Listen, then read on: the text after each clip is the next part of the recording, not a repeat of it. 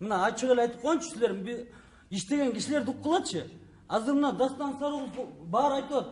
Центрек голд дейм атын эшик. 500 тонна алтын чыгарып кеткенден кийин атын эйттеби? Мен мындай эле чыгып айтайынчы мына. 2 мүнөт Айта кой, оюнду айт. Мен Кумтөрдө юрист болуп иштедим. 3 жыл иштедим. 25 жол соттоштум. Кумтөрдүн атынан соттоштум. Бир да жолу уттурган жокмун. Анан жаттан бери мен атайын мени Айбек Жаныбаев деген блогер бар. Мына досум ушул ээрчитип келген. Могу тоңдун жолун сабылып айтасыз, бир сүйлөп койчу деп.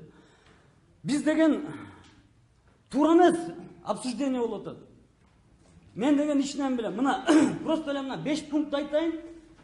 КГКнын президенти $350 000 зарплата алат. Ал эмнеге $350 000 алыш керек? Член совета директорлуктар $85 000 алат. Эмнеге $85 000 алыш керек? Эмне кылганына? $350 000 эмнеге алыш керек? Мен ушуну билген киши катары сурап койгулачы деп жантан бери айтып атам. Анан Дастан Сарыгуловду камаш керек. Камаш керек ушул аксакалды. Шапкасын кийгизип барып камап коюш керек.